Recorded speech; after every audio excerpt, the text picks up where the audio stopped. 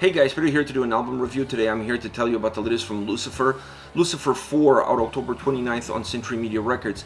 This album has 11 tracks, 46 minutes in length, and this is the band's 4 full-length studio album. They are a Swedish-German dark rock metal band.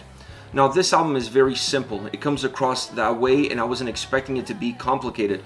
This is a band that has a DNA, that has a formula to their sound and to the way they build records. It has a very old school approach to both elements. So this is an album that, while offering you a sense of a path, a sense of a journey through these songs, it's not really about getting to that final destination. It's more about enjoying the moment that you're in. The songs are very methodic. It allows you to really break them apart before they transport you into the next track. I like this setup. It works really well for the record itself. It works really well for the soundscape that they created for it. The only break that this album offers is the Funeral Pyre, a song that comes in the middle of the record, and it's an instrumental interlude, or you could call it an intermission, that breaks the record into two.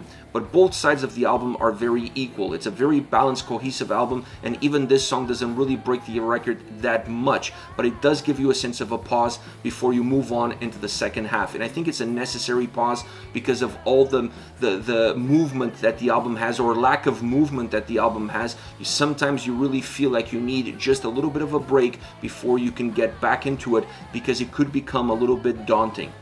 Once you get into the soundscape, the album has that 70s old school metal, rock, even doomy sound to it, which is the DNA of Lucifer. I was not expecting anything else. They brought exactly what they've been doing across the previous 3 records into this album. But there are some elements on this record that felt slightly new to me. Not necessarily in terms of the soundscape in general, but more the definition within that soundscape. When you look at the drums, for example, they felt like the canvas for the picture that they were going to paint with this album. Controlled, creating a bass line, creating that canvas, giving you the space for you to work with. And then you have the vocals and the guitars coming on top, and those are the brushes that start to paint the picture. It's always been like that, I feel, from Lucifer, but on this album, it was easier for me to understand those patterns. It was easier for me to understand that methodology that they introduced with their music on this record. It just became more clear, and because it became more clear, it became better defined, and I was able to understand the songs a lot better. I was able to dive deeper into the tracks and not just skim the surface. So if you're looking for something different from the previous record into this record, I would say that the definition of roles and how the boxes are shaped and how everything is created is a little bit easier for the listener to get into and then navigate through it. Once you get to the vocals, Joanna is just absolutely phenomenal. She has this incredible tone, she has this incredible delivery, and I feel like she always matches exactly what the sound calls of her.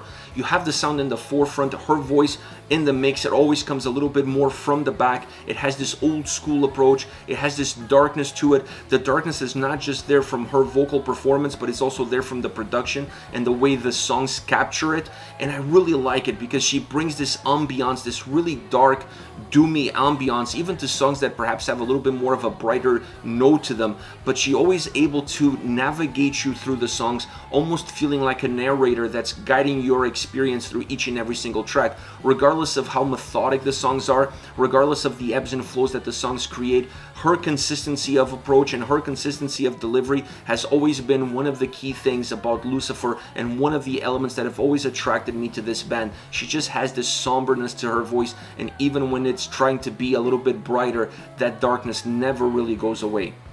All around, this album stays true to the core of the band in terms of what they've done up until this point. This is a continuation of Lucifer 3, perhaps a little bit darker, perhaps a little bit more methodic, and like I said, with better shapes around all the elements that this record builds itself upon, in terms of the drums, in terms of the guitars, the bass, even some elements like the keyboards that create some atmosphere, and then obviously the vocals. Everything on this album is really well designed, it's really well incorporated as one.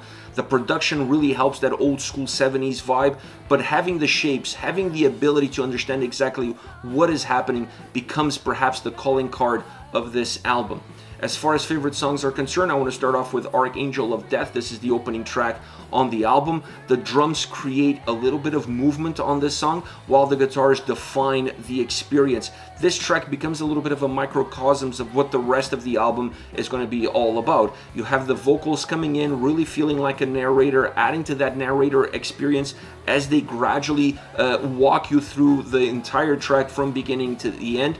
The song has a sense of thickness. The volume of this track feels really thick, a little bit gritty at times, but thicker is perhaps the best way to describe it. And then the solo section is absolutely perfect. It breaks a little bit away from that undertone that the song has, that heavy bass tone that the song has, becomes a little bit brighter, and it really changes the mood of the track ever so slightly before going back to that same original formula. So I really like this as an opening track because, like I said, a lot of the elements that you're going to find on this song, you're going to find them throughout the rest of the experience.